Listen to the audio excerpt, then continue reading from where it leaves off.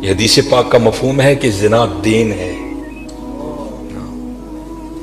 یاد رکھنا پتر، زنا دین ہے، واپس آئے گا ضرور. اس کی بیٹی کے ساتھ، اس کی بیوی کے ساتھ، اس کی بہن کے، یہاں تک لکھا ہے کہ اس کی دیوار کے ساتھ زنا کیا جائے گا، زنا واپس آئے گا. دھیان رکھیو پتر، اے او ٹویا جی جے کڈو گے تو کل کسی نہ کسی ساڈے نے بھی ضرور ڈگنا. دھیان کر لیں. اور مجھے میرے سیدی نے، کیونکہ میں ڈاکٹر بھی ہوں، حکیم بھی ہوں، لیکن میں پریکٹس نہیں کرتا. ایک دو سلسلے ہیں، اللہ میرے اندر سے وہ نکال دے، اس دن اسی ذرا بہ جاؤں گے. پھر جب میں نے یہ دونوں کورس کر لیے تب مجھے سیدی نے بات سنائی. آپ فرمانے لگے کوئی بزرگ تھے، ساتھ حکمت بھی کرتے تھے. مریض آتے تھے ان کے پاس، وہ کو مریض آئی، نوجوان لڑکی تھی. جب انہوں نے نبض پکڑی نا تو شیطان تھوڑا سا غلبہ کر گیا، اور نبض پکڑتے ہوئے اندر تھوڑا سا غلط خیال آیا، لیکن ساتھ ہی رحمت ہو گئی. دھیان کرو، اللہ ویکھدا پی. نبض چھوڑ دی، نبض چھوڑ دی، بس خیال ہی گزرا. پہلا شیطان کی طرف سے آیا، دوسری اوپر سے مہربانی ہو. دھیان کر، علم یا علم بھی ان اللہ یرا. کیا تو نے نہ جانا کہ خدا دیکھ رہا؟ پتر کی کر دے ہو، ماں باپ آتے ہیں تو چینل بدل دیتے ہو، اور ایک دفعہ کہتے ہو حضور حاضر و ناظر ہیں، اور خیال نہیں آتا کہ حضور بیٹھے بھی دیکھ رہے ہیں کہ میں نیٹ پہ کیا دیکھ رہا ہوں. کیوں بھول جاتے ہو ہمارا اللہ بھی دیکھ رہا ہے کہ میں نیٹ پہ کیا دیکھ رہا ہوں. خیال گزرا، ساتھ ہی خیال، علم یا علم بھی ان اللہ یرا. ربنا انک تعلم ما نخفی وما نعلن وما یخفی علی اللہ من شیء فی الارض ولا فی السماء. کوئی چیز ہاں زمین کے اوپر ہے، ہاں نیچے ہے، کوئی چیز بھی اللہ سے نہیں چھپی. خیال آیا، چھوڑ دی. لیکن جیسے میں نے کہا نا حضرت، دین ہے، ضرور گھوم کر آئے گا. تب گھروں میں ٹینکیاں شینکیاں نہیں ہوتی، تب جو ماشکی جس کو ہم ذاتی زبان میں کہتے ہیں، وہی گھروں میں پانی دینے آتے تھے. گھر ان کی بیوی تھی، وہ پانی دینے کے لیے آیا. ماشکی پانی بھر کے نا جب وہ جانے لگا نا تو اس نے ہاتھ پکڑ لیا ان کی بیوی کا. انہوں نے اتنے پھڑیا، ادھر ماشکی نے کار پھڑ لیا. وہ بیوی آگے سے ہاتھ چھڑا کر کہتی ہے، وہ پتر کی ہو گئے. اس کو بھی خیال آیا، وہ روتا ہوا بھاگ گیا. اتنے وہ بھی بہ کے چنگا روئے دے، اکھاں لال کیتیاں. گھر مائی بھی بڑا روئی. ساری زندگی لنگ گئی ہے، بڈھے ویلے کی ہویا، انہیں کی ہاتھ پھڑ لیا. وہ بھی بڑا روئی ہے. لکیم ہوئی گھر آئے تے حکیم صاحب دی اکھاں سجی دی. ویکھیا تے گھر والی دی اکھاں سجی دی. انہیں پوچھا بھلی لوکے کی ہویا، کیوں روئی؟ انہیں کہا پہلے تسی دسو تسی کیوں روئے؟ انہیں کہا بس اج ایک دھی آئی سی مینوں دکھان لئی، دی نبض پھڑی تے شیطان نے اندر گندگی پائی. لیکن نال ہی یاد آیا، اللہ ویکھدا پیا، میں چھڑ چھڑے. کہہ لیں بس ادھر تسی ادھر پھڑی، ادھی پھڑی ادھر کار ماشکی نے میری پھڑ. دھیان کریو پتر، دھیان کریو. اج کسی دیاں تیاں نے، کل نوں ساڈیاں تیاں نے بھی جوان. اج کسی لی چونک چ نہ کھلوئیو، اج کسی لی نہ کھلوئیو. اج تسی کھلوو گے، کل کو تاڈی بھی کھلوئے گا. بڑا دھیان کریو، بڑا دھیان. اپنی جوانی بڑی پاکیزہ رکھنی ہے، بڑی پاکیزہ. اور زنا سے بچنا. یہ آگے علامہ صاحب اور میں تقریباً 1.5-2 گھنٹہ بیٹھ کر یہی روتے رہے حضرت کہ سانو اینج دا پھسایا ہے کہ اج زنا آسان اور نکاح انتہائی مشکل کر چھڑے. نکاح انتہائی مشکل کر چھڑے، انتہائی مشکل کر چھڑے.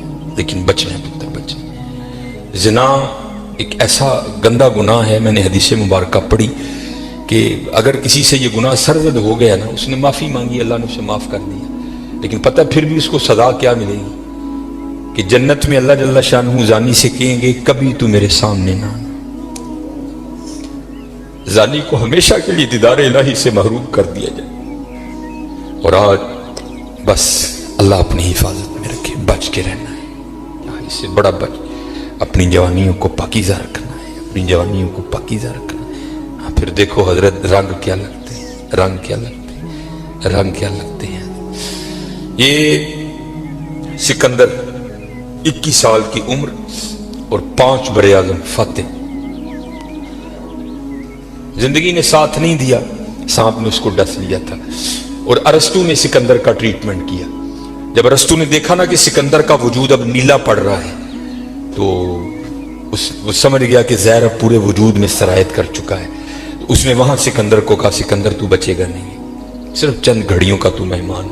تو وہاں تاریخ لکھتی ہے کہ سکندر نے اپنے وزیر کو بلایا اور بلا کر کہیں گے عیسائی مذہب تھا سکندر کا. وہ کہنے لگا کہ جب مجھے کفن دو گے نا تو ڈائریکٹ مجھے دفنانے کی نہ لے کر جانا، بلکہ اس طرح کرنا کہ دائیں بائیں سے میرا کفن پھاڑ کے نا میرے ہاتھ کفن سے باہر رکھنا، اور کرنا کیا، مجھے پورے شہر یونان کے چکر لگوانا. تو وزیر پوچھتا ہے سکندر وہ کیا، اس میں کیا راز ہے؟ تو کہتا ہے میں جاتے ہوئے ان لوگوں کو سبق دینا چاہتا ہوں اور اس دنیا سے جینا لگانا. دیکھو آج 15 لاکھ مربع میل فتح کرنے والا سکندر اس دنیا سے خالی جا رہا ہے. اور چلے وہ کچھ نہیں لے کر گیا، ہم کیا لے کر جائیں گے؟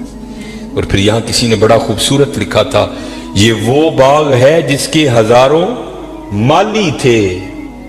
دھیان رکھنا حضرت، یہ ہمیں بڑا وہم پڑ گیا ہے، مالک ہم نہیں ہیں حضرت.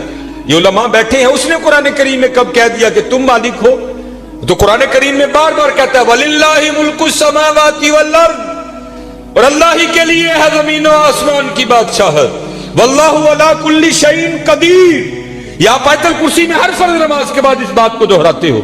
اللہ لا الہ الا هو الحی القیوم لا تأخذه سنة ولا نوم لہ ما فی السماوات وما فی الارض، اور اللہ ہی کے لیے ہے جو کچھ آسمانوں میں ہے اور جو کچھ زمینوں میں ہے. سورہ آل عمران 3 پارہ.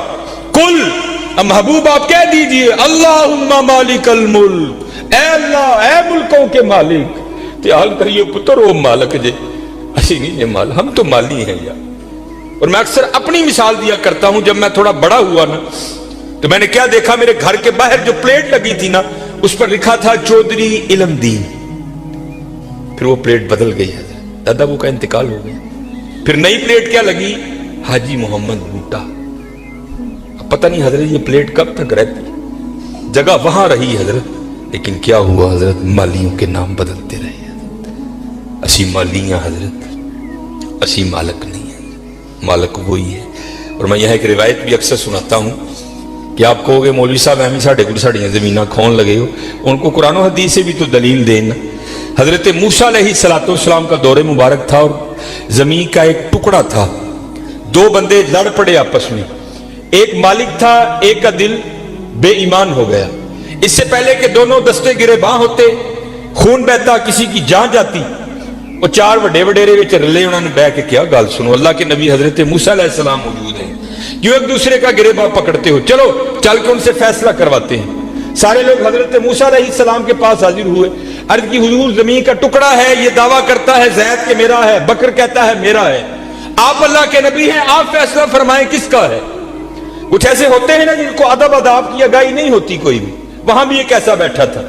حضرت موسیٰ علیہ السلام سے عرض کرتا ہے حضرت اینج کرو، کلا کلا کر کے نا ان سیڈ تے لے جاؤ، دونوں کی بات سنو، حقیقت حال آپ پر واضح ہو جائے گی. حضرت موسیٰ علیہ السلام جلال میں آ گئے. آپ نے فرمایا میں اللہ کا نبی ہوں، مجھے اس بات کی ضرورت نہیں کہ میں کلا کلا کر کے ان کی بات سنوں، مجھے اللہ نے یہ طاقت دے رکھی ہے، میں زمین کے ٹکڑے سے پوچھ لوں گا بتا تو دونوں میں سے کس کا ہے. آپ نے سب کو اکٹھا کیا اور لے کر چلے گئے. زمین کے اس ٹکڑے پر کھڑے ہوئے، فرمایا زید دعویٰ کرتا ہے تو میرا ہے، بکر دعویٰ کرتا ہے تو میرا ہے، اللہ کے نبی حضرت موسیٰ تجھ سے پوچھتے ہیں بتا تو کس کا ہے. تو تفسیر میں لکھا ہے کہ وہ زمین کا ٹکڑا بول اٹھا. پہلے حضرت موسیٰ علیہ السلام کو سلام عرض کی اور سلام عرض کر کے عرض کرتا ہے حضرت یہ دونوں جھوٹے ہیں، نہ میں اس کا ہوں نہ میں اس کا ہوں، ان کو تیاری کریں، یہ دونوں میرے ہیں. ہسی حضرت کیڑے وہم چھپے دیا تے حقیقت کیا ہے. یہ وہ باغ ہے جس کے ہزاروں مالی تھے، سکندر جب اس دنیا سے گیا دونوں ہاتھ خالی تھے. ہاں حضرت دھیان کریو، خالی آئے ہیں اور خالی ہی یہاں سے جائیں گے. ہاں جائے گا کیا، اچھے اور برے اعمال ساتھ جائیں گے. ان تہاڈی مرضی ہے حضرت، جدا مرضی ٹیر لا لو، لیکن حضرت جی چنگائی ٹیر لائیو، مندہ نہ لائیو. یہ سیالکوٹ جاؤ تو آپ نے حکیم عبدالحی رحمۃ اللہ تعالی کا ڈیرا دیکھ رکھا ہے، یہ سٹی سینٹر کے تھوڑا سا آگے ہے. کتنی موقع کی جگہ ہے حضرت. ہم نے تو خیر نہیں دیکھا، لیکن میں نے وہ انجینئر دیکھے ہیں جنہوں نے حکیم صاحب سے کہا نا، انجینئر تھا، حکیم صاحب کا مرید ہوا تو اپنے پیر سے پیار تھا نا، تو عرض کرتے ہیں کہ حکیم خادم علی رحمۃ اللہ تعالی کہنے لگا کہ حکیم صاحب بڑی موقع دی جگہ ہے، سڑک دے اتے ਤੁਸੀਂ ਜੇ ਕਿਤੇ ਰੋਡ 'ਚ ਵੀ ਜਾ ਕੇ ਬਹੋਗੇ ਨਾ ਤੇ ਦੁਨੀਆ ਨੇ ਉੱਥੇ ਵੀ ਆ ਜਾਣਾ। ਮੈਨੂੰ ਇਜਾਜ਼ਤ ਦੋ ਹਾਂ ਮੈਂ ਨਕਸ਼ਾ ਬਣਾਵਾਂ ਤੇ ਇੱਥੇ ਸੋਹਣਾ ਪਲਾਜ਼ਾ ਬਣਾਈਏ। तो हकीम साहब फरमान लगे वो बाबा जी रहन दे। क्या लगा नहीं जनाब प्लाजा बनाने। आप फरमान लगे यार असी बड़ा लेना ही लेकिन एक गल सुनी सी तां नहीं बनाया। वो कहते हजरत मशवरा करें ना शायद बात की हकीकत कुछ और हो। क्या बात सुनी है क्यों नहीं आपने बनाया। आप फरमान लगे यार अही सुने आए नाल नहीं लैके जान देंदे असी तां नहीं बनाया। कैसे लोग थे यार कितना तकवा था उन लोगों में। इस जानब तवज्जो ही नहीं की हजरत। तवज्जो की तो सिर्फ अल्लाह की तरफ की है। तवज्जो की तो सिर्फ हुजूर की गुलामी की जानिब की है। इस जानिब आए ही नहीं। और हजरत जो उसकी जानिब जाएगा ना दुनिया तो ऑटोमेटिक उसके पीछे आएगी। मौलाना रूम रहमतुल्लाह तआला ने बड़ी खूबसूरत मिसाल दिखी। बड़ी खूबसूरत मिसाल। आप फरमाते कोई बुजुर्ग बैठे थे उनके सामने से ना बंदा भागता हुआ गया अफयादा नसिया पे जाए। अगले दिन फिर बैठे थे फिर भागता हुआ गया। तीसरे दिन फिर बैठे थे फिर गया। चौथे दिन जब गुजरा ना आपने पकड़ लिया उसे। आपने फरमाया भैया तुझे क्या मुसीबत पड़ी है रोज तू इस वक्त भागता हुआ निकल जाता है उस जानिब। और करता है हुजूर मैं अपना साया फड़न दिया। आपने फरमाया फिर तू सारी जिंदगी नहीं पकड़ सकेगा। उसने कहा हुजूर वो क्यों। आपने फरमाया तूने कर दी है सूरज को कांड साया आ गया है तेरे आगे। अब सूरज को कंड करके जितना मर्जी भाग क्योंकि साया आगे है वो भागता रहेगा तो उसके पीछे भागता रहेगा पकड़ नहीं सकता। हां एक काम कर ले पकड़ फिर भी नहीं सकेगा लेकिन फिर ये होगा कि तू साये के पीछे नहीं भागेगा साया तेरे पीछे भागेगा।